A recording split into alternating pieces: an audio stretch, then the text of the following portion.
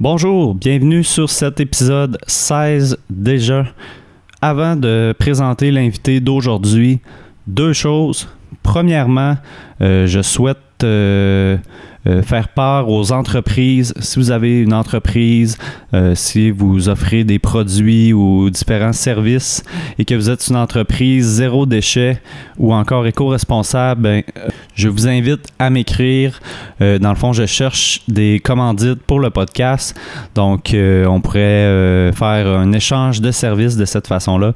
Donc, je cherche des personnes qui veulent m'encourager, encourager le podcast et qui aimeraient que je place de la publicité pour des produits dans le podcast. Donc, principalement des entreprises zéro déchet ou éco-responsables. Mais si vous avez une entreprise qui offre d'autres produits, vous pouvez aussi m'écrire, mais principalement au niveau environnemental. Donc, je souhaite qu'il y ait un impact positif à ce niveau-là. Deuxième chose, je vous invite, si vous avez une entreprise ou encore si vous êtes un créateur de contenu, je vous invite à aller vous inscrire sur Souk Media. J'ai reçu un des créateurs de cette plateforme-là sur le podcast. Et Souk Media permet de rassembler un créateur de contenu et une entreprise dans le but qu'ils fassent affaire ensemble. Donc, dans le but que l'entreprise place de la publicité dans les vidéos ou dans l'audio de la personne qui crée du contenu, que ce soit audio, vidéo, whatever en fait. Donc, allez vous inscrire sur le site.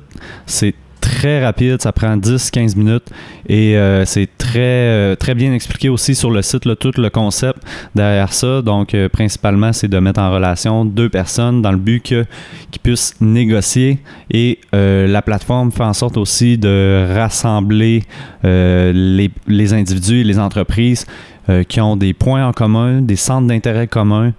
Donc, c'est vraiment très bien fait. Je vous invite à aller voir ça. Souk, S-O-O-K Media. L'invité d'aujourd'hui, Joanie Lacroix, qui a démarré Pastel Fluo et Pastel Fluo Production. Podcast super intéressant, super chargé en contenu. Donc, Joanie qui n'a pas de la difficulté à parler, donc j'ai pas parlé beaucoup durant ce podcast-là, mais c'était très intéressant. Joanie, rapidement, son histoire, elle a perdu un enfant, donc il y a quelques années, et suite à ça, elle est passée à un mode de vie plus simple, donc elle a complètement changé sa façon de vivre, sa façon de travailler, et c'est à partir de là qu'elle a créé son entreprise, donc Pastel Fluo, dont l'objectif est principalement d'inspirer et de faire en sorte que les gens prennent plus conscience, donc qu'on ait une plus grande conscience environnementale, conscience sociale, humaine et une plus grande conscience en général. Donc, Pastel Fluo Production, il y a 4 documentaires de sortie pour la saison 1. La série a d'ailleurs remporté la meilleure série documentaire au gala Numérix, donc un gala qui met en valeur le contenu numérique du Québec. Donc, allez voir ça. C'est des documentaires qui sont entièrement gratuits et disponibles sur YouTube ainsi que sur le site internet de Pastel Fluo. Donc, aussi dans le podcast, là, rapidement, Joanie, on a parlé de prendre conscience de nos gestes, de nos habitudes, prendre conscience aussi de nos émotions, pourquoi c'est important. On a parlé de deuil, évidemment. Joanie qui a perdu 2 enfants, donc ça a été un des sujets qu'on a abordé. On a parler de différents types d'entreprises, donc des modèles que je connaissais pas, donc entreprise sociale, bon, que je connais un peu plus, mais entreprise libérée, ça c'est un modèle que je connaissais pas et un modèle très intéressant, donc on a parlé de ça et ça fait pas mal le tour. Donc avant de commencer le podcast, je fais appel aujourd'hui aux entrepreneurs. Je suis coach en psychologie du sport et de la performance. Donc, c'est bon aussi pour les entrepreneurs. Si jamais vous avez besoin de coaching, c'est pas du coaching d'affaires, mais c'est vraiment du coaching mental. Donc, les entrepreneurs aussi ont parfois de la pression, ont parfois des habitudes qui peuvent nuire à leur succès ou à leur réussite. Donc, principalement, ce que je peux faire là-dedans, c'est travailler avec vous votre mindset, faire en sorte que vous améliorez votre confiance, que vous soyez mieux en mesure de gérer vos émotions, gérer le stress. Donc, il y a plusieurs choses qu'on peut faire ensemble. Donc, si vous êtes un entrepreneur, je vous invite à m'écrire si jamais vous voulez faire appel à mes services, autant sur Facebook que Instagram. Vous pouvez m'écrire en message privé. Et donc, sur Facebook, Francis Lapointe, Psychologie de performance, et Instagram, Psychologie, Francis Lapointe, .performance. Donc, c'était une très longue intro et je la termine ici. Donc, bon podcast à tous et je vous laisse avec l'invité du jour, Joanie Lacroix. Le avant Pastel, qu'est-ce que tu as fait avant Pastel, puis qu'est-ce qui t'a amené à démarrer cette compagnie-là de production, mais plus large que de la production, là. Vous faites beaucoup de choses aussi. Oui, bien, dans le fond, moi, mon background, c'est en production télé et publicité. Fait que pendant une dizaine d'années, j'ai vraiment évolué comme productrice sur des plateaux de tournage télé, pub, contenu de marque. J'ai touché un peu à pas mal tout.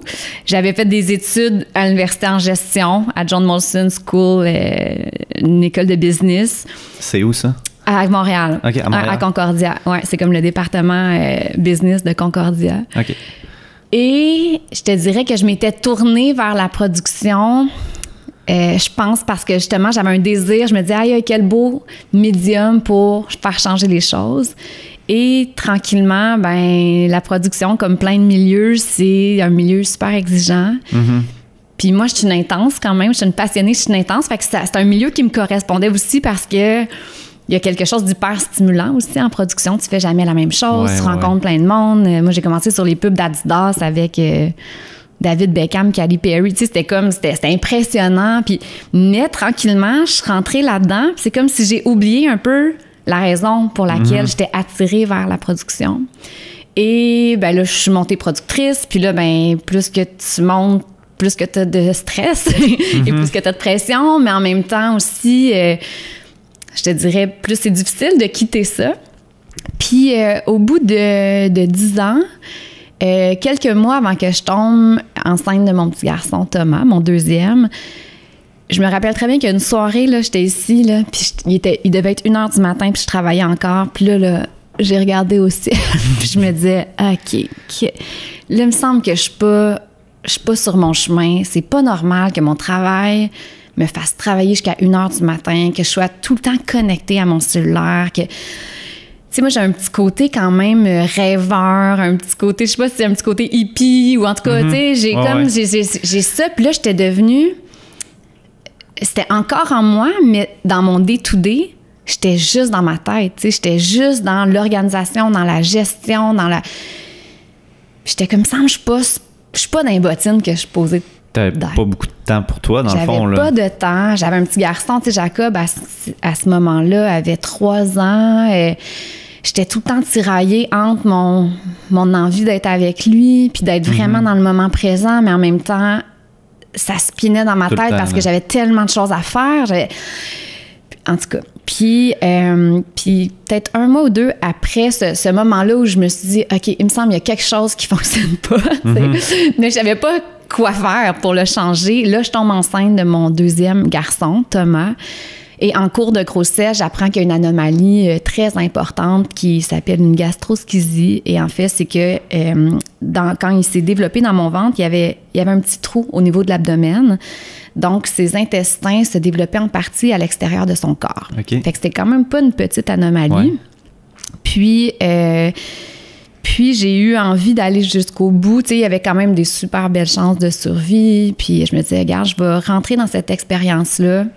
Puis il y a comme vraiment un chemin de transformation qui a commencé à se faire. J'ai découvert la méditation quand j'étais enceinte. J'ai comme eu une ouverture sur... je sais pas comment dire, sur...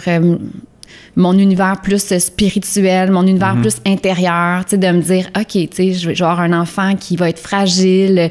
Je sais pas, on dirait que j'avais un appel à me développer intérieurement. Ouais, le fait que tu le savais qu'elle allait être plus fragile, peut-être ça l'impliquait d'être plus présente, puis ça impliquait beaucoup de choses, en fait, là. Bien, ça l'impliquait un espèce de sentiment que j'avais pas de contrôle, en fait.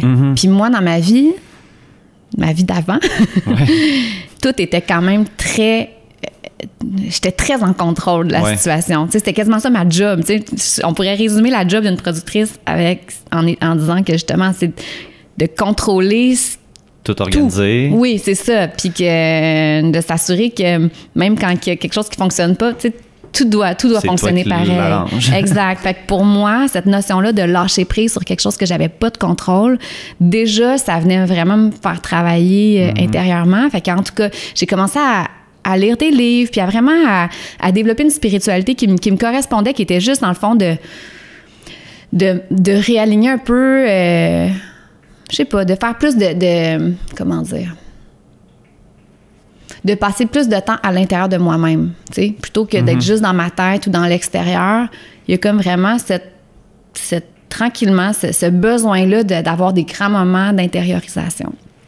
D'être plus dans le ressenti aussi. Dans le ressenti. Tout le temps dans sa tête, c'est... Oui, dans le ressenti, des questionnements justement d'une vie peut-être plus riche de sens. Puis, mais tu sais, en même temps, je continuais à travailler là, pendant ma grossesse. Donc, mais il y avait comme des petites... des petites prises de conscience qui commençaient. Un éveil. Il y a eu un éveil qui a commencé dans la grossesse de Thomas. Puis, ma grossesse s'est super bien passée. L'accouchement s'est super bien passé. Et puis, ce qui s'est passé, c'est que quelques journées après sa naissance, les médecins ne comprennent pas pourquoi, mais Thomas allait pas super bien. Puis, c'est vraiment comme s'il nous glissait entre les doigts. Et il y a eu un moment charnière où là, il a perdu comme 1/3 de son sang. Et sans qu'on sache pourquoi. Et là, tous ses organes vitaux ont comme... Arrêté. Ben, ils ont... Tu sais, ses intestins au complet sont morts, son estomac saignait. En tout cas, là, je rentrerai pas trop dans les détails, mais c'est vraiment... La situation s'est vraiment renversée. Et on est allé jusqu'au bout, jusqu'à temps qu'une année, pour moi puis pour mon chum, c'était rendu de l'acharnement, là, tu sais. Puis là, je le ressentais que... OK, c'est comme... c'est ça. On le maintenait en vie, mais clairement, son destin, c'était peut-être pas d'être en vie, tu sais. Et là, on est allé jusqu'au bout, jusqu'à temps qu'on prenne la décision d'arrêter de forcer la vie puis de vraiment l'accompagner aux soins palliatifs. Et là, je te dirais que ça a commencé, là, moi, tu sais, l'espèce de crise de sens, ou en tout cas, cet éveil spirituel, là, ça s'est approfondi parce que moi, j'avais jamais vécu, j'ai jamais accompagné quelqu'un dans le deuil, j'ai jamais vécu de deuil. Tu sais, souvent, nos grands-parents meurent, ou en tout cas, on a des gens proches. Moi, ça m'était jamais arrivé. T'avais toute ta famille, toute ma famille, mes amis. J'avais jamais été confrontée au deuil et j'étais une personne qui avait vraiment peur du deuil. Genre, j'allais à peine dans les salons funéraires, fait que je me disais, aïe, aïe. Tu sais, je me rappelle, là, j'étais dans sa chambre aux soins intensifs, là, puis je me disais, je peux pas croire que je vais vivre ça, là, moi, là, tu sais, moi qui ai vraiment peur de la mort. Et finalement, à travers le processus du deuil, il y a vraiment des cadeaux cachés qui se sont comme déposés, tu sais, parallèlement à toute la douleur que je vivais. Et puis, je te dirais, j'ai vraiment tranquillement appris à vivre justement avec le fait qu'on n'est pas en contrôle de rien, sauf notre façon d'être face à ce qui se présente dans nos vies, tu sais. Et là, cet écho-là, qui est assez lointain de vouloir faire du sens, de vouloir contribuer à un monde meilleur, de me dire, aïe, il me semble que ce que je fais, ça n'a pas vraiment d'impact dans la vie. Là, c'était rendu criant, là, tu sais. Puis j'ai pensé lâcher la production, j'ai pensé aller faire l'humanitaire. J'avais comme besoin de participer à juste aider les humains, ou en tout cas que ce que je fais aide quelqu'un. Et là, j'ai eu plein d'idées jusqu'à temps que je me dise, attends un peu, là, la production vidéo, c'est une des meilleures façons de contribuer à un éveil ou de faire changer des choses ou de montrer ce qui est beau. C'est un outil vraiment fort, en fait, puissant. Là. Vraiment. Et là, c'est comme si je me suis rappelé la raison pour laquelle j'ai été attirée vers ce médium-là. Puis je me suis rappelé mes rêves, les rêves qui m'habitaient initialement. Puis avec le deuil, puis avec la douleur que je vivais, on dirait que c'est un sentiment qui m'a habité, c'était une espèce de je m'en foutisme, tu sais. Comme avant, je me serais pas permis de faire ça parce que je me serais dit, hey, là, je suis qui, moi, pour faire ce projet-là, tu sais. Mais là, j'étais comme... Mais puis il y a aussi tout le côté... prendre un risque, perdre de l'argent, mais après avoir perdu quelqu'un, perdre de l'argent, c'est quoi dans le fond? Là, j'avais juste... c'est ça, j'étais vraiment là, désolée, mais tu sais, c'était vraiment fuck off, je vais faire, je vais réaliser mes rêves, je vais faire quelque chose qui me fait vibrer, le monde en pensera ce qu'ils veulent, j'ai juste besoin... Pour moi, ça a été comme le premier pas de ma thérapie. Puis je te dirais que dès que j'ai commencé à juste... pas penser rationnellement, tu sais, mais de vraiment être juste dans mon cœur, de me dire, attends, qu'est-ce que t'as envie, là? Tu sais, si là, t'avais 100 000 $ dans ton compte, whatever, puis que tu devais faire une chose qui te fait du bien puis qui contribue aussi à faire du bien aux autres, qu'est-ce que tu ferais? Puis là, j'ai commencé à mettre des idées sur papier. Puis Pastel Fluo, le projet qui en a découlé, a vraiment commencé comme ça. Puis à chaque fois que je prenais mon journal pour écrire ce qui m'habitait, ce que j'avais envie de partager, écoute, ça me faisait pétiller de l'intérieur. C'est comme il y avait du soleil qui venait dans mon cœur, là, tu sais, puis pour moi, ça a vraiment été une clé de la guérison de juste suivre cet appel-là, de ce qui avait envie d'émerger. Et là, j'ai commencé à en parler autour de moi.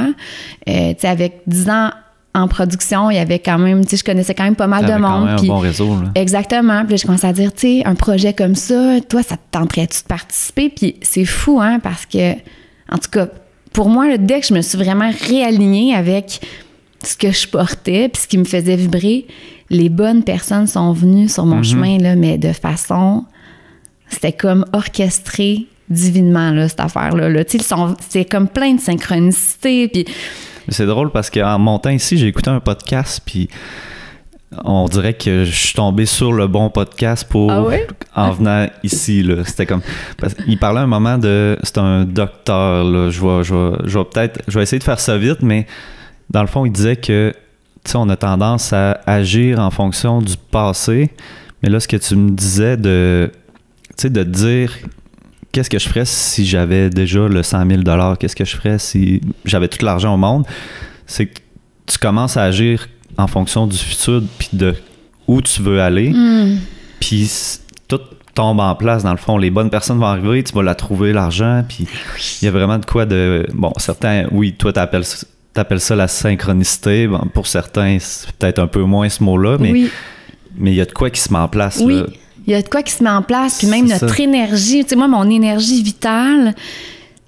Ça avait changé. Changeait, exactement. Tu sais, puis il y avait la douleur qui était là, du deuil, mais il y avait vraiment aussi une espèce d'urgence de vivre qui cohabitait avec cette douleur-là. Puis ça a vraiment été un... Puis moi, j'apprenais là-dedans parce que j'avais jamais... appris à vraiment écouter ce qui avait envie d'émerger puis ce qui pétillait, mais en même temps, c'est ça. Je pense que c'était tellement douloureux ce que je vivais que ça a été pour moi une thérapie, tu sais. Puis, et voilà. Puis là, tranquillement, ben l'équipe s'est formée. Puis là, ça a été tellement beau, là, tu sais, de voir une multitude de talents, tu sais, de personnes vraiment talentueuses, parce que je voulais pas faire quelque chose de cheap non plus. Tu sais, j'avais comme travaillé sur des super belles productions. J'étais là, je veux pas que mon projet...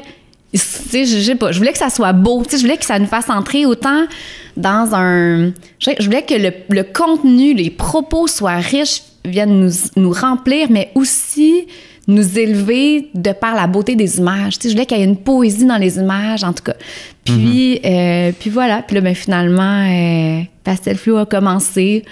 Première journée de tournage, écoute, après la journée, là, je me sentais sur un nuage, puis je m'étais jamais sentie de même, là, tu sais, ce sentiment-là d'être exactement l'endroit où on est supposé être, là. Puis là, je me dis, OK, wow, OK, il y a quelque chose. Puis là, tranquillement, j'ai suivi cet appel-là intérieur et le projet s'est dessiné. Puis là, ben maintenant, c'est rendu un peu plus grand que moi après 3 ans. Ça fait quasiment 3 ans maintenant. Ouais, 3 ans. J'aimerais ça revenir sur quoi que tu as dit voilà quelques minutes. Dans le fond, tu sais, tu as dit que le deuil t'a amené certains cadeaux. Puis là, je sais que certaines personnes vont comme peut-être sourciller un peu puis pas trop comprendre comment on peut voir ça comme un cadeau, dans le fond. Fait que, mais c'était quoi ces cadeaux-là? Écoute... plein. Est-ce que c'était des idées? Est-ce que c'était des feelings? C'est comme l'ensemble d'une nouvelle façon d'être et de vivre. Je sais que c'est pas concret ce que je dis là. Mais c'est tellement de choses. C'est que c'est une multitude de prises de conscience. Les premières prises de conscience, c'est qu'est-ce que je fais de ma vie? Qu'est-ce que j'ai envie de faire de ma vie? Tu sais, d'arrêter d'être dans un... J'étais quand même dans le modèle sociétal, là, tu sais, où j'ai grandi, j'avais des notes. J'étais pas la meilleure, mais j'avais comme des notes un peu au-dessus de la moyenne. Puis j'ai fait l'université pour avoir une bonne job, pour être bien, pour bien gagner ma vie. Puis ça, c'est supposé te rendre heureux. Puis tu sais, j'ai comme suivi ce chemin-là qui est quand même carré, tu sais. Puis c'est correct, là, c'est mon chemin, mais on dirait que là, j'avais envie de faire éclater un peu les barrières puis d'être juste comme hey, qu'est-ce que j'ai envie de ressentir, tu sais, j'étais plus dans le ressenti pantoute, j'étais juste dans la tête, puis juste ça a été un gros cadeau parce que là, je goûte à la vie vraiment différemment. On dirait que je pense d'avoir été si proche de la mort, tu sais, mon fils est décédé dans mes bras, là, mais c'est ça, on dirait que je suis consciente de la richesse de la vie, puis je suis comme, qu'est-ce que j'ai envie de faire de ma vie, moi, là? Tu sais, ça, je me posais pas tant ces questions-là. Je rentrais dans, tu sais, je faisais mes journées sans me poser trop de questions, puis... Ça peut être dans des choses très banales, dans le fond, là. Exact. Ça peut être juste en rentrant chez vous, c'est ça, on développe toutes des petites habitudes, là. C'est tu rentres, tu ouvres ton cell, tu scrolls. Pour d'autres, ça peut être tu rentres, tu vas sur ton ordi, tu games. Exactement. Mais ça aussi, c'est un autre cadeau. Ça te permet d'avancer ou est-ce que ça représente ce que tu veux faire de tes journées, dans le fond? Là? Ben vraiment. Puis tu te dis, justement, on se pose pas de questions. Juste ça aussi, ça a été un cadeau. C'est que maintenant, je suis consciente que tout ce qui est externe à moi vient modifier mes pensées, vient modifier mes croyances, vient me faire peur ou pas, me donner de la force. Donc, je suis vraiment plus consciente de ce que je mets, de ce que je regarde comme contenu, de ce que je choisis d'écouter comme podcast. OK, tu parles autant de contenu que tu peux écouter. Est-ce que tu parles aussi même de l'environnement dans lequel tu es? Ton appartement? Ben oui, dans l'environnement dans lequel je suis, de mes moments avec mon fils, tu sais. Jacob, je veux dire... J'adore jouer avec lui, mais j'étais tellement dans ma tête, souvent dans ma liste de choses à faire. Une chose à la fois. Là, là, je suis là pour lui. Exact. Ouais, il n'y a plus une journée qui se passe sans que je dise que je l'aime. Ma vision aussi de ce que j'ai envie d'y enseigner à mon fils, tu sais, je le pousse beaucoup moins à être dans le modèle. Je le ramène constamment à... Mais toi, Jacob, qu'est-ce qui fait du sens pour toi? Toi, tu sais, il y a 6 ans, mais c'est... Écoute, s'il y a c'est magique, qu'est-ce qui peut sortir de la bouche des enfants, mais tu sais, je le reconnecte à lui, à justement créer un équilibre entre son ressenti puis son intellectuel. Puis... mais avant, c'était pas ça du tout. Un autre cadeau, ça a été d'entrer en contact avec mes émotions. Tu sais, je pense que je suis pas la seule, on est plusieurs à, dès que c'est inconfortable, tu te bloques, ça te tente pas de ressentir de la douleur. Quand j'étais jeune, j'ai été boulimique, moi, puis ça a été, entre autres, ça. Moi, j'ai toujours été assez positive, joyeuse de nature, mais quand j'étais ado, je me permettais pas d'être autre chose que ça. Puis ça passait dans la boulimie, tu sais, entre autres. Là. Mais là, j'ai appris à vraiment... accueillir les émotions inconfortables, à accueillir la tristesse, à accueillir... Tu sais, ça faisait extrêmement mal, même dans mon corps. Tu sais, il y a des moments où je me disais, aïe, je m'arracherais le cœur tellement que ça me fait mal. J'étais en petite boule à terre. J'étais là, je peux pas croire que ça fait mal de même vivre le deuil, tu sais. Mais je rentrais dedans. Je l'accueillais. Puis... Après ça, quand tu accueilles tes émotions, ce que j'ai réalisé, c'est qu'une fois qu'elles sont libérées, il y a vraiment une paix qui vient s'installer. Mais moi, avant, je résistais à tout ce qui était inconfortable, tu sais. Mais juste ça a été un des plus grands enseignements, tu sais. J'avais jamais appris à dealer avec mes émotions comme ça. Comment tu fais pour les accueillir? Y a-tu des moyens de développer ça, la capacité à accueillir ses émotions? Ben moi, je regardais vraiment, tu sais, comment que ça se vivait pour moi. C'était vraiment comme un tsunami là, qui arrivait. Là. Je la voyais venir, là, j'étais comme, vraiment comme s'il y avait une vague qui allait me traverser. Puis j'observais, je me connectais vraiment à mon corps, voir comment que mon corps avait besoin de le vivre. Puis des fois, Des fois, c'était justement, je me mettais en étoile à terre. J'avais besoin comme d'être couchée à terre en étoile. Des fois, j'avais besoin d'être en position fœtus. Des fois, j'avais besoin d'être en petite boule à terre. Des fois, j'avais besoin d'aller courir, tu sais. Mais c'était comme une écoute de, OK, tu sais, la vague, elle s'en vient. Comment j'ai besoin? Puis de juste laisser ça être, en fait. Fait que c'était vraiment... Ouais. Fait que non, il n'y a pas tant de trucs autres que comment que ça a envie... Tu sais, c'est ça. C'est comme... Comment que ça a envie de me traverser. Prendre conscience aussi, premièrement, là, parce que des fois, c'est juste ça. Là. T'as de quoi... T'as un réflexe, en fait. Que ce soit de manger pour faire passer ton émotion ou te divertir, juste mettre une vidéo, mais tu l'oublies pendant... Puis après, elle n'est plus là, mais elle va revenir. Elle est encore là. Elle n'a pas été libérée. Puis ça aussi, tu sais, il y en a beaucoup... comme tu sais, 1 an et demi après Thomas, je tombe enceinte de ma petite fille. C'est mon petit bébé espoir. C'est une fille, en plus, après 2 gars. On dirait que Puis là, au même moment que je tombe enceinte, la plateforme de Pastel Flow est lancée. Tu sais, c'était vraiment, là, des feux d'artifice dans le ciel. Et à 6 mois de grossesse, pour une raison inexpliquée, elle arrête de bouger. J'ai pas un bon feeling. Je m'en vais à l'hôpital. Puis on m'apprend que son cœur vient juste d'arrêter de battre dans les dernières heures. Puis là, tu l'as senti? Ben, je la sentais plus bouger. Puis à 6 mois, c'est quand même, la grossesse est quand même pas mal avancée. Et là, on me dit qu'il faut que je la couche. Puis tu sais, et là, je suis comme, non, là, ça se peut pas, là. Ça recommence. Ouais. C'est comme, voyons, côté karma, c'est impossible. Puis là, je me disais, que j'ai fait de pas correct. J'ai dû manger quelque chose. C'est impossible. Puis finalement, tu sais, après toutes les biopsies, quand que je l'ai accouchée, elle était toute belle, là, elle avait pas le cordon autour du cou. C'est vraiment une mort inexpliquée.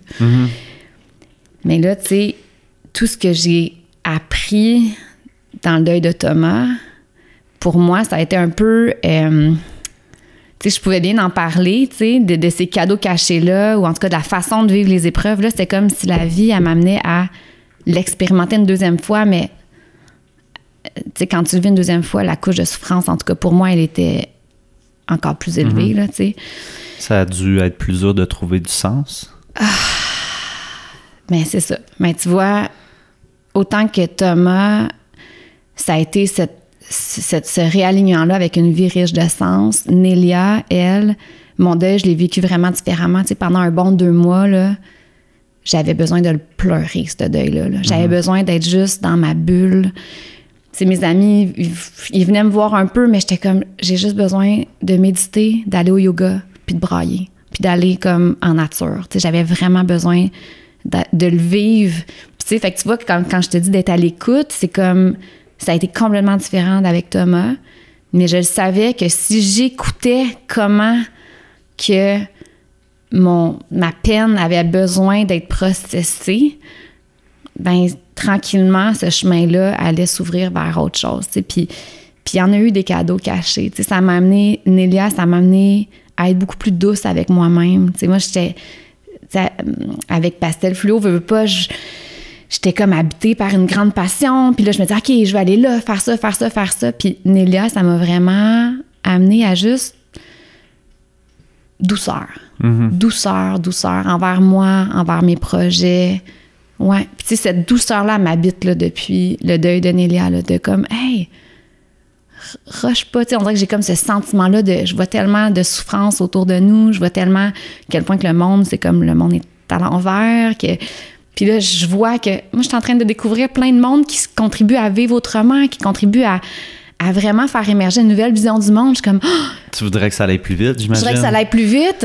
Puis là, mon deuxième deuil, c'était comme, hey, là, le temps est à prendre soin de toi. Puis c'était vraiment d'écouter justement qu'est-ce qui est juste maintenant. Ça a été un grand cadeau, tu sais. Puis même si, oui, il y avait une partie de moi qui voulait transformer les choses, là... Cet hiver-là, même si Pastel Flow venait d'être mise en ligne et tout, là, j'avais besoin d'être comme dans ma petite grotte, tu sais. Mais c'est en écoutant ça, puis en suivant ça, que que je me suis guérie, tu sais. Puis maintenant, il y a beaucoup de monde, tu sais, maintenant, je fais des conférences et tout, puis souvent, le monde me dit « Ah, comment tu fais pour parler du deuil de tes enfants avec cette sérénité-là? » Tu sais, puis c'est vrai, là, tu sais, j'ai vraiment une sérénité par rapport aux deux deuils, mais je pense que c'est justement parce que je suis vraiment entrée dans les deuils, tu sais. Je suis comme entrée dans la douleur, je suis comme entrée, j'ai accueilli que aussi, contrairement... qui c'est vraiment très différent de notre façon de vivre actuelle où on doit tout faire rapidement, ben le deuil, c'est pas un processus qui est rapide, tu sais. Puis je pense d'accueillir, de pas rusher le processus. Ça a été un autre apprentissage de Nélia, tu sais. Je me dis, aïe, aïe. Je sortais là, de mon deuil, là. Après 1 an et demi, j'étais comment que ça va prendre de temps, tu sais. Mais justement, c'était d'entrer dans ce processus-là, puis de pas d'être dans ce flow-là, tu sais, puis d'être dans l'écoute de bon, mais ce qui est juste aujourd'hui, c'est de pleurer. Puis hop, une autre journée, là, j'avais de l'énergie. Fait que ce qui est juste, là, c'est d'aller jouer au parc avec mon gars, puis mais tu sais, d'être dans une écoute, d'être tout le temps dans une écoute intérieure, puis d'être aligné avec ce que je ressens. Puis que ma tête, après ça, toute ma force intellectuelle, mais qu'elle soit au service de ce que je ressens, tu sais. Mais c'est comme vraiment un alignement, c'est vraiment un alignement, ouais, pour moi, là. Mais pour revenir aux conférences, je pense, pour être capable d'en parler, justement, il faut que tu l'aies vécu, ton deuil, il faut que tu ailles exprimer ces émotions-là, en fait, là. Si tu les as toujours gardées en dedans, ben c'est sûr, moi, je me souviens, j'ai perdu mon frère quand j'avais 13 ans, puis au début, à chaque fois, je faisais juste regarder une photo, je me mettais à pleurer, puis les premières fois que j'en parlais, je disais le minimum parce que là, je sentais l'émotion monter, puis j'arrêtais. Mais éventuellement, j'ai fini par l'exprimer, puis là, j'ai été capable de plus en parler. Là. Oui. Ça passe par ça. Là. Oui. Ouais. Puis c'est aussi de... Tu sais, quand tu l'exprimes, puis que tu es dans ta vulnérabilité, tu sais, puis ça aussi, c'est un mot on veut pas être vulnérable parce qu'on pense qu'on est faible, alors que moi, je trouve qu'au contraire, d'être dans sa vulnérabilité, d'être... De dévoiler, en fait, ce qu'on est vraiment, puis ce qu'on porte aujourd'hui, ben ça permet aux autres d'être vraiment dans leur vulnérabilité, dans leur authenticité, d'être vrai. Puis il y en a qui sont pas bien avec ça. Non, mais parce qu'on n'a pas été programmés de même. Mais fait que des fois, je me sentais mal pour les autres aussi. Oui, je comprends. Je voulais comme pas qu'ils se sentent mal, fait que je faisais comme... Je leur disais, mais c'est correct, là, ça va bien, puis on dirait que... Ouais, j'ai vécu ça aussi, des gens qui étaient super mal à l'aise, ou même, je voyais qu'ils... Ben, qui s'excusent, mettons, ça arrive souvent, là. Ouais. Oh, OK, désolé. Ouais, mais moi, il y a des gens même qui évitaient un peu parce qu'ils étaient mal à l'aise avec le fait, surtout la deuxième, là, comme, attends, là, elle a perdu 2 enfants, je sais pas quoi y dire, ou tu sais, mais en même temps, aussi, tu sais, des fois... Puis ça va être un autre cadeau. On dirait que là, ça me pop tout, là, mais des fois, il n'y a rien à dire. Il y a juste une présence. C'est juste d'être. C'est juste énergétique, tu sais, tu me partages ce que tu vis. Tu sais, maintenant, les gens qui vivent des épreuves difficiles, je cherche plus à trouver une solution. Je leur offre juste un terreau où ils peuvent se déposer, puis déposer ce qu'ils portent là. Puis si c'est de pleurer, c'est de pleurer. Puis s'ils veulent que je sais pas, s'ils veulent que je les aide à méditer, ça sera ça, ou tu sais, mais de leur offrir une présence. Tu sais, des fois, on veut tellement en dire, mais des fois, c'est juste d'être présent, d'être juste là, dans l'amour. C'est ça que je préfère quand, mettons, une personne me demande, ben, la plupart du temps, c'est ça, as-tu des frères ou sœurs? Donc là, j'explique. Mais quand on dirait, ce que je préfère, c'est quand il n'y a pas de réaction, c'est juste la personne écoute, puis pose des questions, qu'est-ce qui s'est passé, puis... Mais que là, quand ils sont désolés, je suis comme... C'est correct. Qu'est-ce que tu peux faire? C'est pas de ta faute, là. C'est comme... Ça fait du bien d'en parler. Ben, c'est peut-être pas tout le monde, mais tu sais, moi et mon chum, on a vécu ça vraiment différemment, mais moi, ça me faisait du bien de partager ce que je ressentais, de partager ce que je vivais. C'est comme si ça me permettait... Je libérais la parole, je libérais ce qui m'habitait à l'intérieur. Pour moi, ça me faisait du bien. Mais c'est ça, c'est de voir, encore une fois, qu'est-ce qui est juste, tu sais? Qu'est-ce qui est juste pour moi, Puis, ouais, c'est ça, ça a comme tout transformé, en fait. Tu sais, même avant, j'aurais voulu sais, j'aurais pensé que moi, ma façon de penser, c'était... Parce que moi, ça m'a aidé, ben c'est la vérité pour l'autre. Puis ça aussi, maintenant, je suis comme, hey, vive et laissez vivre. Moi, c'est ma vérité, mais on a chacun notre vérité. Puis, tu sais, j'ai comme plus ce sentiment-là de convaincre les autres ou de vouloir amener... tu sais, je suis vraiment... maintenant, en tout cas, ma présence à l'autre, elle a vraiment changé. J'essaie juste de les ramener à... Mais qu'est-ce que ça dit, toi? C'est quoi? Tu sais, les réponses sont vraiment à l'intérieur de nous. Puis... Fait que, en tout cas, à tellement de niveaux, là, les deuils, c'est comme si ils ont vraiment fait... ils ont déconstruit, en fait, des programmations, si je peux dire, tu sais. Puis je me suis reconstruit vraiment sur des nouvelles bases, tu sais. Beaucoup plus conscient de moi, de l'autre, de la planète, de la fragilité du vivant. Penses-tu c'est vraiment que de ça serait arrivé que tu prennes ces prises de conscience-là? Bien, je pense que la vie me ramenait vers ça. Tu sais, c'était un écho lointain, ça allait vite. Je pense que tôt ou tard, une moment donné, j'aurais eu cette grande crise de sens-là. Probablement plus tard. Ouais. Mais ça fait longtemps que je t'ai habitée. Mais tu sais, je pense qu'on est tous habités par un sentiment de réaliser nos rêves, de se sentir utile, de sentir que ce qu'on fait, c'est aligné avec ce qu'on est profondément, de sentir qu'on contribue à faire une différence, celle que nous, on peut faire. Il n'y a personne qui a la mission de changer le monde, là, mais c'est comme chacun de nous, on peut créer une petite différence dans la vie des autres, mais tu sais, en offrant le meilleur de nous-mêmes, dans le fond. T'sais. Fait que oui, je pense que la vie m'aurait amené, mais est-ce que j'aurais eu le guts de vraiment créer un projet comme Pastel Fluo? Je pense pas. Je pense pas. Peut-être que non. Pour moi, je pense pas. Parce que moi, je me demande... En fait, je me dis que c'est important de trouver du sens, justement, là, à un décès d'un proche. Puis moi, je me suis souvent demandé si mon frère serait pas décédé, qu'est-ce que ça aurait changé? Est-ce que je serais allé en psycho? Est-ce que je serais... Tu sais, les gens en psycho veulent souvent comprendre, justement, des choses. Je le sais pas. C'est clair, ça aurait changé des choses. Puis je pense qu'il y a un peu de destin là-dedans, parce que mon frère, il avait déjà dit à mes parents quelques semaines avant que ça faisait plusieurs fois qu'il passait proche de... soit en vélo, se faire rentrer dedans par un auto. Ça faisait comme 2-3 fois là, qu'il évitait. Là.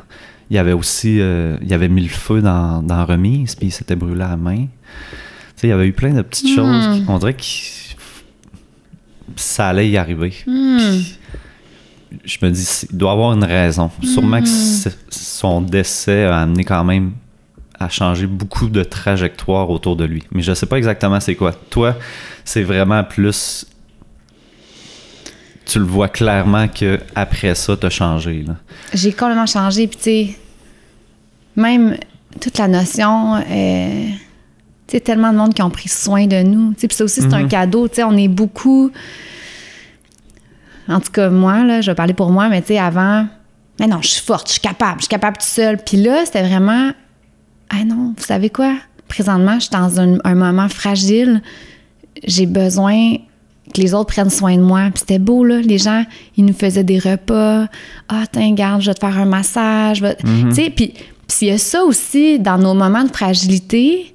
Des fois, on veut tellement pas être dans notre vulnérabilité, mais ça donne aussi l'occasion aux autres d'être dans le don de soi, tu sais. Puis il y a ça aussi, en tout cas, moi, cette notion-là de donner, de recevoir, tu sais, je trouve que c'est dommage parce qu'actuellement, c'est pas très présent. Tu sais, on est beaucoup, OK, je vais faire ça, tu me dois ça. Mais là, c'est comme de réaligner. En tout cas, moi, ça crée ça dans mes relations, de me dire, OK, présentement, je suis fragile.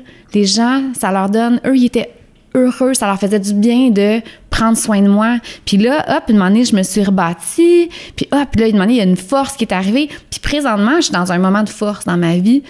C'est moi, présentement, qui est là, qui est disponible pour ceux qui vivent des moments plus difficiles. Mais tu sais, juste ça, c'est tellement beau, ce flow-là de donner, de recevoir, de laisser les gens prendre soin de moi prendre soin des autres. Puis je pense que, en tout cas, toute cette connexion-là humaine, j'ai tout le temps été humaine.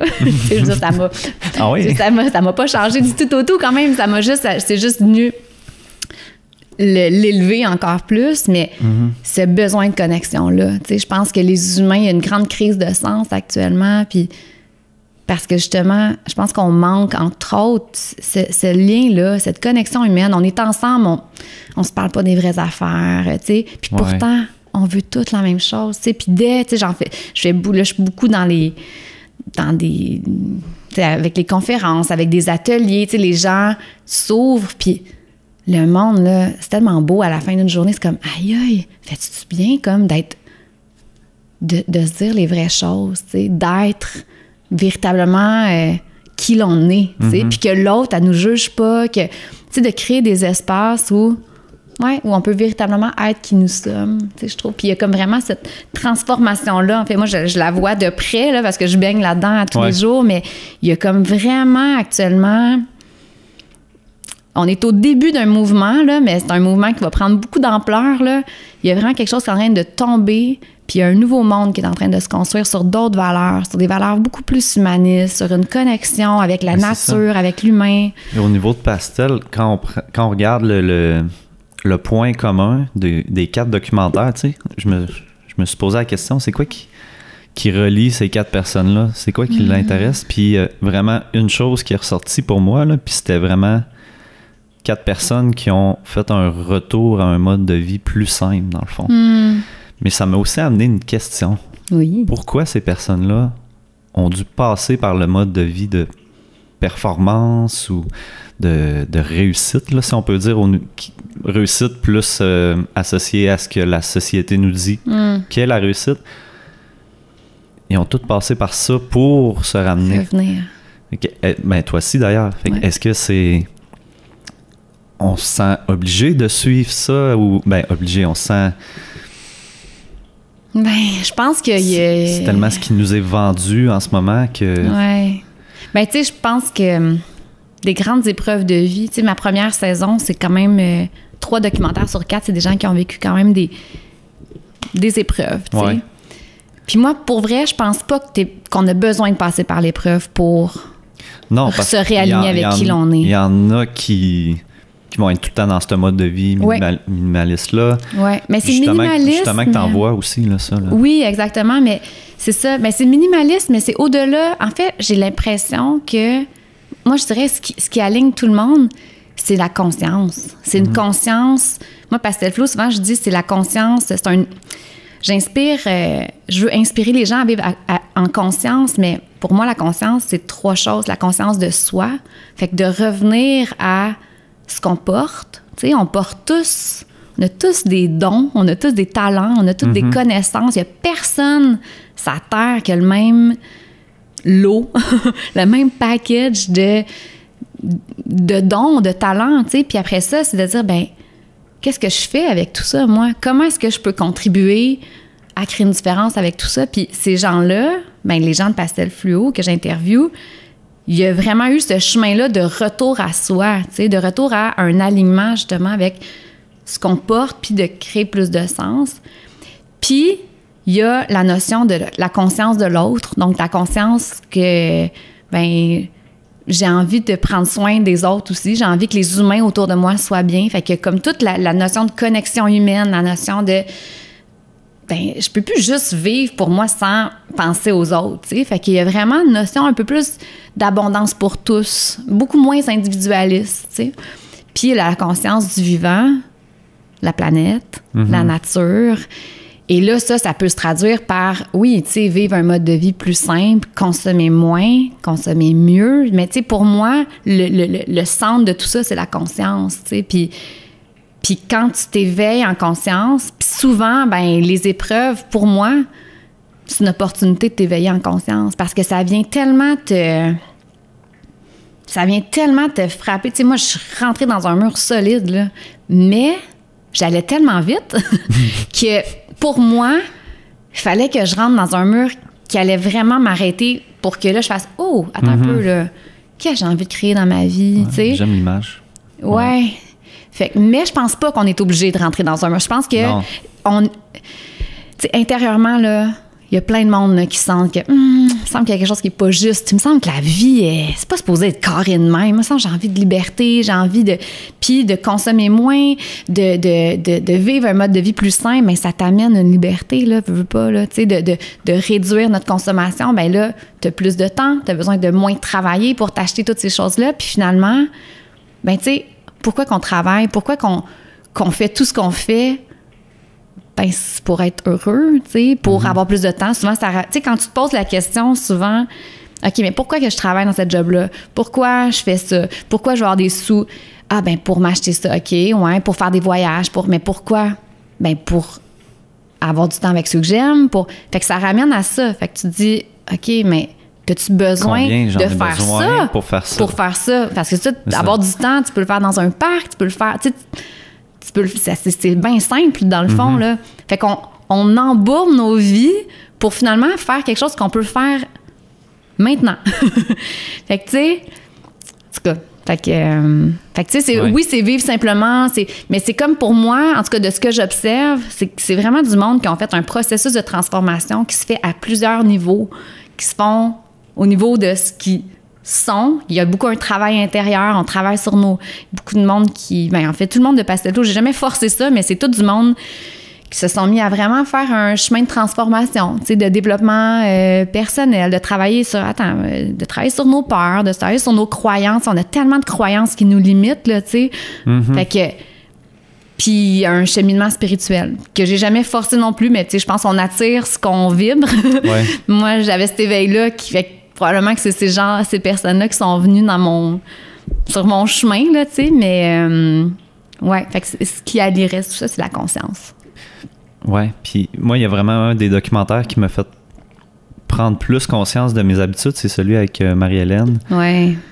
Puis elle est beaucoup dans le partage, justement. Ça, je trouvais ça vraiment très cool, là, parce que elle a sa compagnie qui est... Skog, exact. Puis elle disait qu'elle était beaucoup dans... Je veux pas qu'ils viennent me donner de l'argent, je veux qu'on échange nos produits. Exact. Ça, c'est vraiment très cool. Puis je pense que c'est peut-être toi qui disais ça ou c'était elle, mais de aussi prendre conscience, juste quand tu vas à l'épicerie ou quand tu vas à la pharmacie, ce que tu achètes, ton shampoing, qu'est-ce qu'il y a dedans? Il y a un impact. Moi, j'en ai aucune idée, ce qu'il y a dans mon shampoing. Mais là, on dirait que j'étais allé à l'épicerie justement hier, puis là, je regardais plus ce que je prenais. Puis, fait que je pense qu'il y a eu un début quand même de prise de conscience là, avec ce documentaire-là. Ben, puis tu vois, la saison 2, c'est un sujet qu'on aborde beaucoup, ça. Puis justement, tu sais, chacun des produits qu'on achète, au-delà du produit qui peut être néfaste pour l'environnement, puis du packaging ou whatever, il y a aussi toute une façon de faire, tu sais.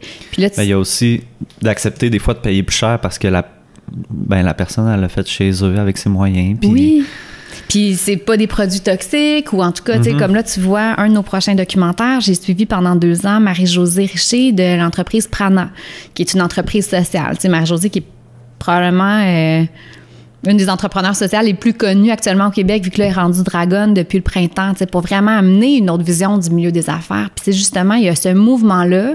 Puis moi aussi, je suis une entrepreneur sociale, puis je travaille dans un espace coworking. On est juste des entrepreneurs sociaux, donc je baigne là-dedans. Et c'est tous des entrepreneurs qui décident de changer un peu le monde à travers l'entreprise. Puis c'est vraiment tellement beau, là, ce mouvement-là, parce que là, le but, c'est plus la croissance, puis l'argent à tout prix, qui est un petit peu le paradigme actuel. On s'en fout si les humains sont pas heureux, on s'en fout s'il y a des burn-out, faut qu'on produise, faut qu'on extirpe les ressources de la Terre, mais tu sais, ça a des limites, là, déjà, on le sait, là, je veux dire que c'est pas sans fin, là. Donc, ça nous amène complètement à revoir nos modèles, et donc, c'est des entreprises qui sont en train de se développer où ils ont une conscience... où ils veulent créer de la valeur économique, oui, parce qu'à un moment donné, pour créer de l'impact, il faut que tu aies des sous, mais de créer aussi de la valeur sociale et environnementale. Puis tout ça est au même niveau. La performance financière, la performance sociale, la performance environnementale. Fait que tu fais plus juste une business. Tout est égal. Tout est égal. Puis il y a un mouvement, pas un mouvement, mais il y a une certification d'entreprise maintenant qui existe qui s'appelle B Corp. Je sais pas si tu as déjà entendu parler, mais B Corp, c'est comme site, je pense. OK. Bien, B Corp, c'est une certification d'entreprise. Fait qu'un peu comme une certification bio ou sans gluten de produits. Mais là, c'est une certification que tu peux mettre sur soit ton packaging ou peu importe, si ton entreprise c'est une compagnie de service, tu peux l'afficher sur ton site. Ouais. Puis, c'est vraiment un questionnaire de 200 questions que tu dois répondre et ça t'amène à vraiment prendre conscience, c'est quoi l'impact que j'ai sur mes employés? Quels produits que j'utilise dans mon entreprise? Est-ce que c'est des produits locaux? En tout cas, ça t'amène à avoir vraiment une vision holistique, une vision globale de l'impact que tu as comme entreprise. Mais justement, tu sais, quand on achète un produit comme Prana, par exemple, c'est une entreprise B Corp, mais tu achètes des noix, en plus d'être bio, que c'est fait en respectant la terre, mais en plus, tu sais que quand tu achètes de cette compagnie-là, ben les employés, il y a un partage de profit avec les employés. Il y a des programmes de bénévolat. Ils vont planter des arbres. Ils sont carboneutres. Donc, tu encourages aussi une façon de faire différente. Fait que c'est majeur, là, l'impact qu'on peut avoir. Ça me fait penser à il y a des céréales puis des bartendes que quand tu achètes, ils donnent un pourcentage pour... chaque format est différent. Là. Il y en a que c'est des... tu protèges les chimpanzés à telle place. Oui, tu connais ça? Oui. Fait que, ça ressemble un peu. Là. Ben, exactement. Fait que c'est de dire, à travers mes actions dans ma vie personnelle, puis dans ma vie professionnelle, tu sais, comment est-ce que je peux faire ça avec conscience? Puis ça t'amène comme consommateur à se dire, justement, tu sais, le fameux adage « acheter, c'est voter », on a un grand pouvoir. Tu sais, il y a bien du monde qui sont cyniques actuellement, puis que, là, les gouvernements, ils mettent pas leur culotte, whatever. C'est vrai. Mais attends, comme consommateur, si tout le monde arrête d'encourager une industrie qui fait les choses sans conscience, au détriment de l'environnement, au détriment de l'humain, c'est peut-être 2 piastres moins cher, mais si toi, tu décides de consommer moins, mais ce que tu achètes, par contre, tu achètes avec conscience, tu encourages des valeurs différentes, ça va changer. Il y en a qui ont besoin de preuves, comme... De preuves? Oui, il y a certaines personnes qui ont vraiment besoin faudrait qu'il y en... Je suis sûr qu'aussitôt, parce que ça va arriver, là, ça va arriver qu'il va y avoir des compagnies qui vont fermer ou... Je sais pas si c'est déjà arrivé, mais d'après moi, ça va arriver, puis là, ça va être comme être une preuve que soit parce que les gens ils ont acheté autre chose qui était mieux pour l'environnement ou mieux au niveau social, une compagnie va fermer, puis là, ils vont comme avoir une preuve que c'est possible. Juste oui, c'est possible. C'est possible. C'est notre pouvoir d'achat, dans le fond. Là. Notre pouvoir d'achat, puis aussi, écoute, tu vois, j'ai suivi un autre des documentaires qui va sortir cet automne, c'est avec Lisa Fecteau. Lisa, elle est pionnière d'un nouveau modèle d'entreprise qui s'appelle l'entreprise libérée. Elle a aboli toute la hiérarchie dans son entreprise et elle a vraiment, écoute, c'est un autre modèle complètement, mais son but, c'est de vraiment faire déployer le plein potentiel de ses employés. Et donc, les employés ne sont pas confinés juste à un rôle. J'aime ça parce que tu viens de dire le nom du podcast en plus. Ah! Plein potentiel. C'est vrai, exactement. Exactement. Puis, écoute, elle a complètement changé sa structure. Et donc, ça l'amène vraiment à une autonomie des employés. Donc, les employés, là, ils ne peuvent plus chialer sur le bas s'il n'y en a plus. Fait que supposons que tu as une idée pour améliorer le processus ou whatever, tu vas consulter chaque personne que ça peut impacter positivement ou négativement. Puis là, tu vas vraiment récolter les réponses, puis ensuite, tu mets ça en œuvre. Donc, tu as le choix de toujours faire... c'est ça, tu as vraiment un plein pouvoir, mais dans le respect de l'humain, puis dans une responsabilisation. Puis là, Lisa est allée plus loin. Elle s'est dit, si on partage les responsabilités comme ça, puis qu'il n'y a plus de hiérarchie, donc les décisions sont plus prises par le haut, c'est vraiment tissé de façon comme... tellement, comment dire... Égalitaire? Égalitaire, mais c'est pas tout le monde qui est égal. En fait, c'est vraiment celui qui a l'idée qui fait le plus de sens pour la business, il la met en place. Donc, démocratique un peu? Oui, c'est démocratique, exactement. Puis là, c'est dit, on partage les responsabilités, mais on va partager les profits. Donc, les profits sont partagés avec les employés. Fait que là, les employés, eux, là, ils se sentent respectés, ils sentent que leur idée a de la valeur, ça leur amène une confiance. En plus, ils ont envie de se donner à cette entreprise-là parce qu'en plus, les profits sont repartagés. qu'est-ce que ça fait? Ben, elle fait 3 fois plus de profit qu'avant. Et tout le monde est dans une situation gagnante. Fait que, actuellement. Une entreprise de quoi? C'est une entreprise de fils. Fait que le produit, c'est pas le produit qui les attire, là. Ils font des fils. Fait que c'est vraiment dans la façon de faire. Puis ça permet aux êtres humains de déployer tout ce qu'ils sont. Parce qu'elle dit, moi, je sais pas, peut-être que telle personne a tel talent. Tu sais, comme moi, en production, là, quand j'ai décidé de faire pastel fluo, je suis devenue beaucoup plus dans la création. Mais avant, j'aurais pas pu dire... Hey, moi, j'aimerais ça réaliser. Ah, moi, j'ai des bonnes idées. Le monde m'aurait dit, ben non, toi, t'es productrice. Ta job, c'est les chiffres, c'est de gérer les équipes. Mais il a fallu que je crée ma job. Mais tu sais, peut-être que si l'entreprise avait été dans un modèle libéré, là, j'aurais pu dire, hey, moi, j'ai envie de contribuer. J'ai l'impression que j'ai ce talent-là, mais ça fait vraiment, ça libère la créativité des employés, ça libère le plein potentiel. Puis ça, là, je veux dire, elle, son entreprise a une centaine de personnes. Il y a des entreprises de 50 000 personnes qui travaillent comme ça. Et les modèles marchent. C'est vraiment comme... C'est vraiment... Ça vient vraiment défier le paradigme actuel, en fait. Puis en même temps, ben les humains, quand c'est tout le monde qui prenne ces décisions-là, ben ils veulent que ça fasse du sens. Fait que souvent, ben c'est pas mal aligné aussi avec le respect de la nature, avec le respect de la planète. Il y a une conscience de l'autre. C'est une vision d'abondance pour tous. Fait que, tu sais, tu veux pas, toi, prendre tout puis tirer sur ta couverte puis que l'autre en ait moins. On est tous ensemble dans le même bateau. Fait que c'est vraiment une vision unitaire. Mais je pense que pour être intéressé aussi à faire un genre de modèle comme ça, il faut que tu sois une personne qui est prête à partager. Puis Exactement. C'est sûr que si c'est juste des individus malveillants, là, mettons, là, ça ne marchera pas. Là. Il y en a un qui va vouloir plus de pouvoir, l'autre va en vouloir plus. Exactement. Mais... c'est un grand travail. C'est pour ça que je te dis que les gens que j'ai interviewés, ils ont tous fait un travail intérieur. Parce que faut que tu fasses un travail sur ton ego. Ouais. Tu sais? Mais à tous les niveaux actuellement, puis c'est ça que j'observe dans Pastel Fluo, il y a vraiment du monde qui font les choses autrement en entreprise, en santé, en éducation. Il y a vraiment comme une autre vision qui est en train d'émerger. Puis est-ce qu'on en parle assez? Est-ce que ça fait partie du problème, le fait que là, toi, tu connais ces entreprises-là, mais on n'en parle nous, pas on n'entend pas parler? Mais non. Ça me fait penser aussi que moi, je suis allé faire un tour sur ton site, puis tu as des petits articles de blog, puis tu avais un article avec des produits pro-environnementaux, là, dans le fond, zéro déchet, exact. Puis des essuie-tout que tu parlais, puis je savais pas que ça existait. Ben oui. Puis c'est vraiment pas cher en plus. Non. Puis les médias, ils ont vraiment un rôle. Ouais. Puis c'est dommage parce que à cause que l'être humain, j'avais lu ça de manière quelque part, l'être humain c'est comme notre côté un peu animal, ou en fait, c'est comme nos mémoires cellulaires. On est attiré de regarder des choses qui vont nous faire peur parce qu'on va vouloir se protéger. C'est comme notre mécanisme. Sauf que les nouvelles, sont souvent très négatives. Fait que nous, on est comme attirés de regarder ça. Puis c'est vraiment comme... C'est un mécanisme interne.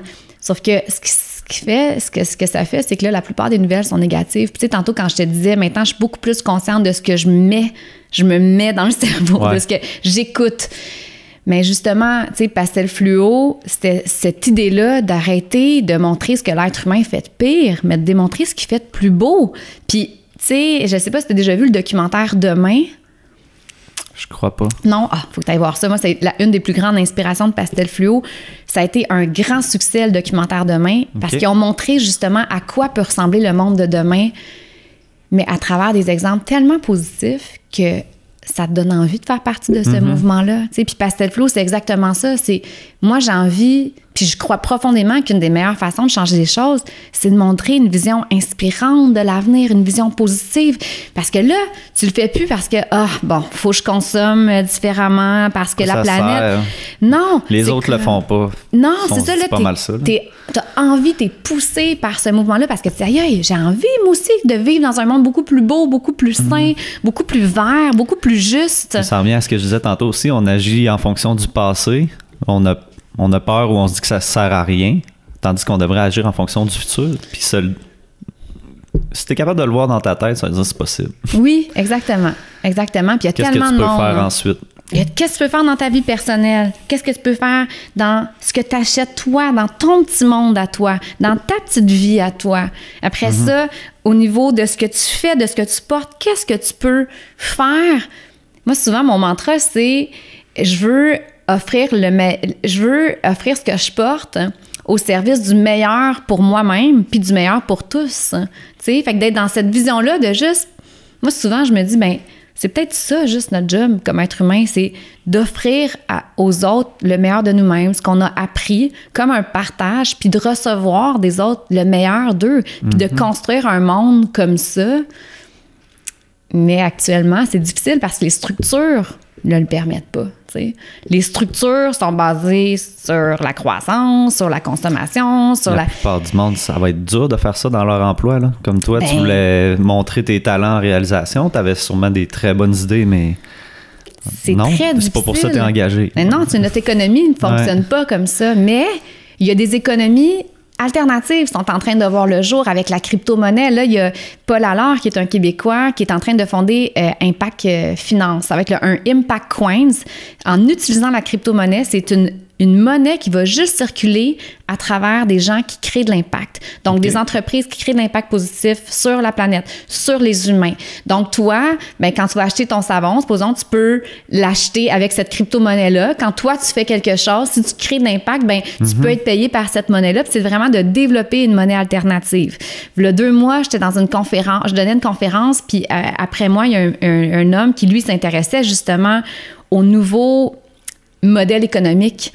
Puis il disait qu'actuellement, il y a une économie qui est en train d'être travaillée. Elle n'existe pas encore, mais sont comme vraiment sur un prototype d'une économie qui ferait enrichir ceux qui créent le bien. Tu sais?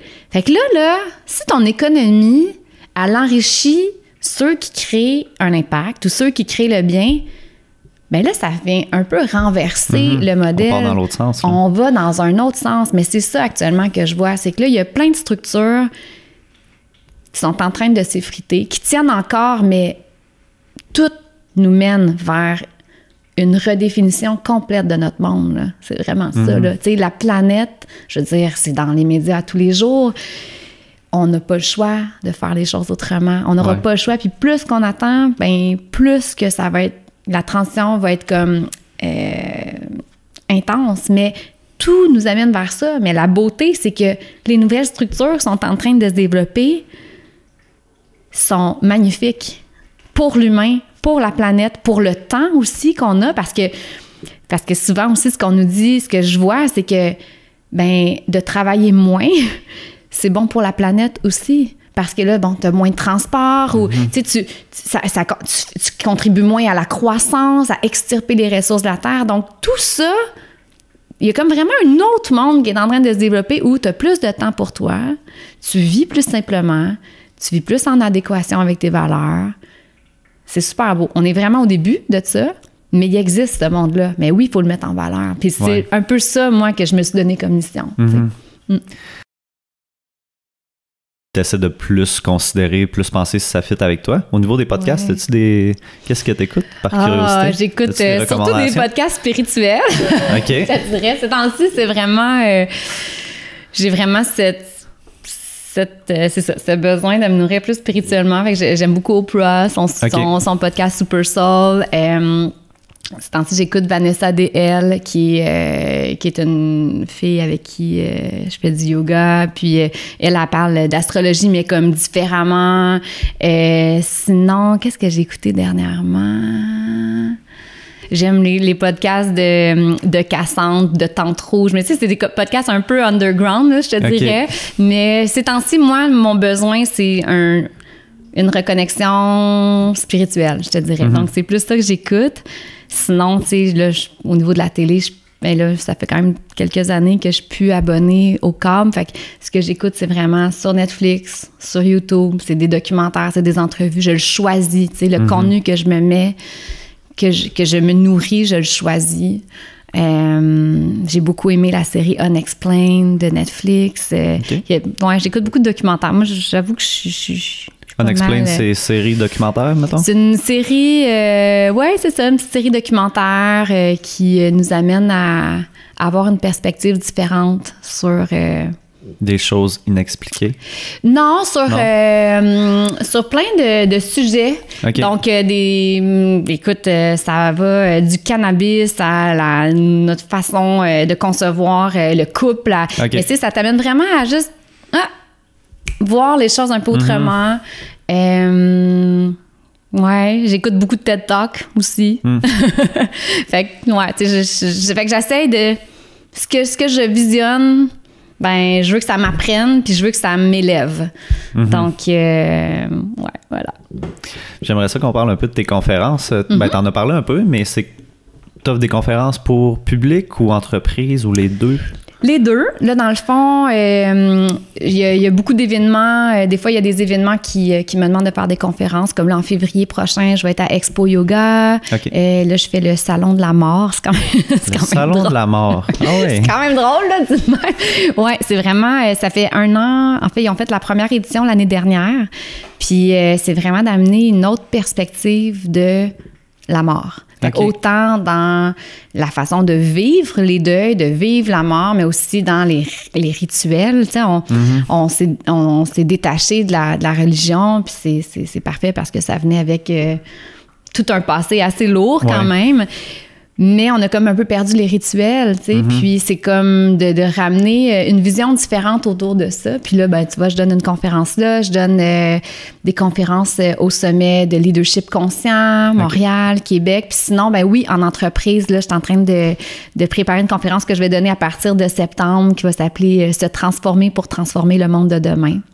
Et là, je vais partager mon histoire, mais aussi tout ce que je vois émerger actuellement d'un monde différent pour ramener justement les gens dans cette conscience-là de reprendre non seulement que c'est possible, puis de reprendre le pouvoir sur leur vie, sur ce qu'ils ont envie de créer, mais aussi sur c'est ça, sur notre grand pouvoir à créer un monde différent. Mais ça vient dans tous nos petits choix, c'est de rechoisir tout, en fait. Et fait que ça, c'est la conférence que je vais donner en entreprise plus. Et puis j'en donne aussi une qui s'appelle Transformer ses épreuves en opportunités, où là, je viens vraiment élaborer un peu les cadeaux cachés derrière les épreuves. Là, je vais en donner une à la fondation de la maladie de l'Alzheimer, en fait. Fait que là, eux, je vais vraiment les amener à voir justement, à créer un pont souvent entre... comment on peut se sentir quand on vit une épreuve, puis comment est-ce que les autres peuvent aider, puis comment est-ce qu'on peut créer vraiment un pont entre les humains, parce qu'on va tous vivre, tu sais, il n'y a personne qui est épargné dans la vie, on a toute notre histoire, mais comment est-ce qu'on peut s'accompagner soi dans nos épreuves de vie, mais aussi accompagner les autres, puis que ça devienne justement un peu comme on parlait tantôt, cette espèce de relation de prendre soin de soi, prendre soin de l'autre, donner, recevoir, de créer des espaces... plus vrai, plus authentique, puis de voir tous les cadeaux cachés qui peuvent se déposer en arrière. Prendre plus le temps. Prendre plus le temps, exactement. Puis t'as-tu parlé de tes ateliers? J'ai vu qu'il y avait conférences, puis il y avait aussi l'onglet atelier, atelier inspirant en entreprise, que tu appelles ça? Oui, exactement. Ben, en entreprise, ou même, là, je vais commencer à les offrir aussi en mode personnel. OK. Dans le fond, c'est que, tu sais, les documentaires de Pastel Fluo, c'est des documentaires qui sont inspirants, oui, mais c'est aussi des documentaires qui donnent beaucoup de clés pour se développer comme humain, pour se transformer, tu sais. Et souvent, on me disait « Ah, ils sont tellement inspirants, tes documentaires. » Mais je me rends compte que il manque comme le pont entre toutes les petites parcelles de sagesse qui existent dans les documentaires et faire le pont avec la vie personnelle des gens. Fait que là, puis aussi, je sais pas si c'est ça que tu veux dire, mais l'inspiration puis la motivation, c'est deux choses très différentes. Je suis justement en train de lire un livre sur la motivation, puis l'inspiration va pas nécessairement faire en sorte que tu passes à l'action.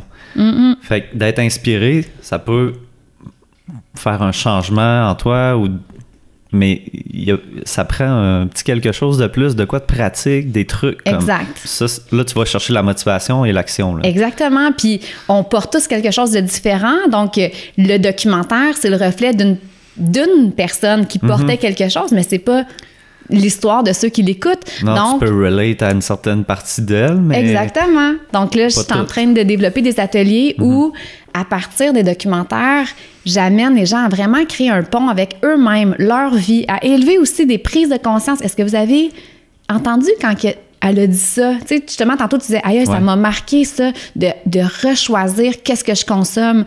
Mais peut-être qu'il y a une personne, elle, quand elle a vu le documentaire, hop, elle était peut-être dans sa tête à ce moment-là. Donc, je viens chercher des petites parcelles de sagesse et de prise de conscience et j'amène vraiment les gens à faire un pont avec leur propre vie puis justement leur action, leur next step pour eux créer une vie qui a du sens pour eux. Tu sais, on a toute notre vérité, on a toute notre chemin. Donc, c'était vraiment... Je ressentais cet appel-là de pas juste inspirer, parce que même les conférences, c'est inspirationnel, mais maintenant de vraiment outiller. Fait que là, il y a les ateliers conscients, là, je donne aussi une formation d'une journée à Québec et à Montréal sur le fait de renaître à qui on est profondément, tu sais. Donc, fait que tranquillement, Pastel Fluo, je ressens vraiment le besoin d'élargir, puis de donner des outils. Tu sais, moi, on dirait que j'ai tellement rencontré de personnes, j'ai tellement développé aussi des outils pour moi-même, puis là, c'est comme un besoin de partager ça. Ouais, puis il y a de quoi qui m'avait marqué aussi, Marie-Hélène, quand elle disait... ben, tu l'as dit tantôt, toi aussi, tu as dit pratiquement la même chose. On suit le modèle université, en fait, le modèle école, université, après ça, la famille, la maison, puis après quoi? Exact. Elle disait ça comme ça. C'est quoi après? Tu travailles. Fais en sorte de trouver un travail qui va ressembler à ce que tu es en tant que personne puis qui va te permettre de t'accomplir, dans le fond. Là. C'est ça le message. C'est beaucoup. C'est le temps qu'on consacre à travailler. Même moi, le mot travail, je l'ai comme un petit peu enlevé de mon vocabulaire. Ouais. Pour moi, je me dis, je contribue. Pour moi, c'est une contribution. Puis si tout le monde voyait le travail, qui est comme notre faire, là, qui est comme notre côté action, comme une extension de ce qu'on porte, de ce que nous, on peut contribuer à un monde meilleur, ben ça vient changer complètement la donne, tu sais. Puis moi, je pense qu'on s'en va vers ça. En fait, c'est ce que j'observe.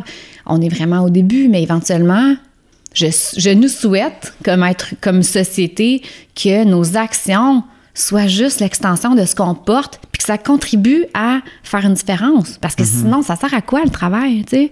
À enrichir les poches de l'actionnaire, tu sais, ça marche pas, là, actuellement. C'est comme un non-sens, là.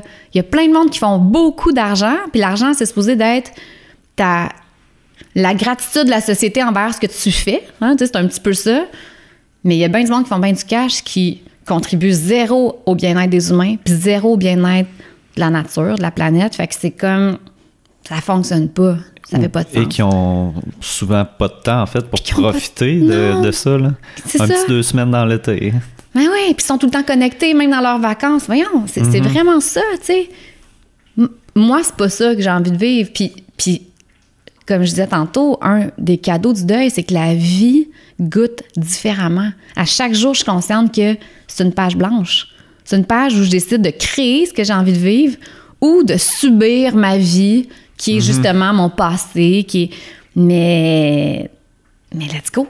Créer la vie, tu sais. Puis moi, c'était nourrir ce qui pétille de l'intérieur, tu sais. Puis des fois, je le sais que ça peut être super difficile de faire le move financièrement, mais c'est comme, tu sais, toi, ben parfait, je vais faire mon podcast, puis ça va être mon projet où j'offre une partie de moi-même, puis il y a tu sais, des fois, c'est même pas au niveau du travail, ça peut être dans ta vie personnelle, ça peut être de cuisiner plus, ça peut être, tu sais, il y a tellement de façons de faire qui amènent...